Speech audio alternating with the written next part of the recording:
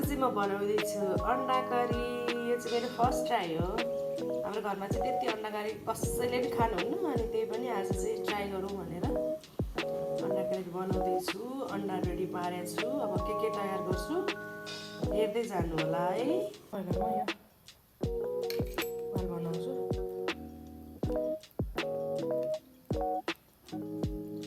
आलु पनि रेडी गरेको छु। प्याज, हरियो खोर्सानी, मसला रेडी बनाएको छु है। यतिको भन्छ। अब कराईमा तेल हाल्छु।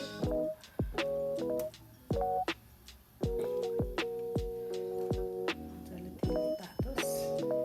पहिला चाहिँ तातो तेलमा म अन्डा फ्राई गर्छु।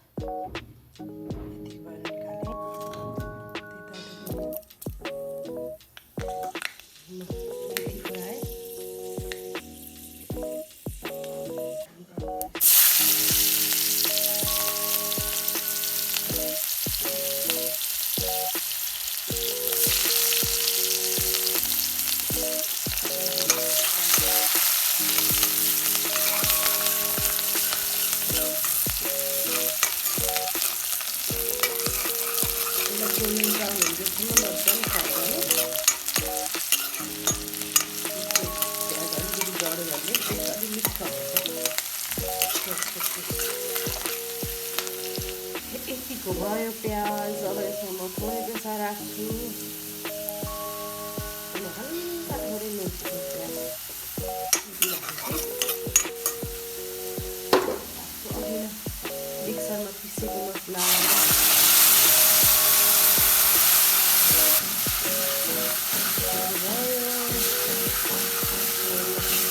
मसला पकाउनु, हल्का पानी राख्नु। पानी राखेर मसला पकाउनु पहिला। त्यसमा मैले अघिल्लो थोरै नुन राखेको छु। अब थोरै नुन यसो राख्छु। स्वाद अनुसार नुन राख्नु मसलाको। जिरा चाहिँ मैले त्यही मसलामा पिसा गरेर जिरा राखेर हल्का धनिया पाउडर छर्किदिएँ। मजाले पकाउनु। यतिको भयो मसला। अब यसमा म हाल्छु आलु।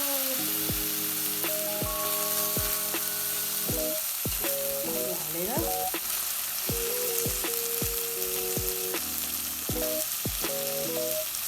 आलुसँगै यहाँ मैले काटेर राखेको खुर्सानीहरू चाहिँ यसमा हाल्छु। खुर्सानी हल्का पेस्ट हरियो खोर्सानीको बास्ना अलिक मजाको हुन्छ।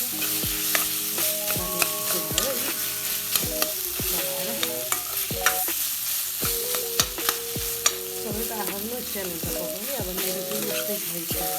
हुन्छ मैले यो पहिलोचोटि बनाएको हो।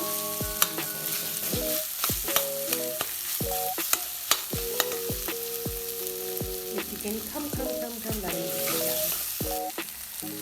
पाकेको धनियाँको र यस धनियाँको एकदमै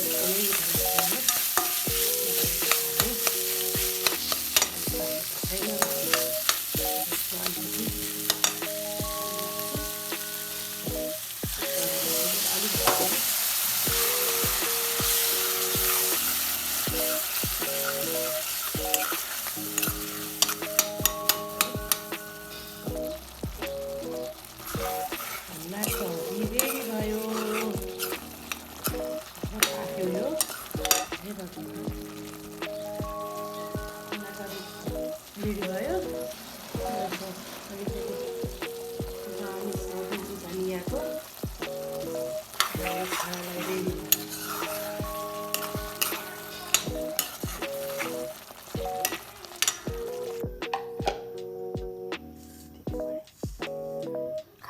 लागि रेडी भयो अन्डा करी। अब हामी खान्छौँ।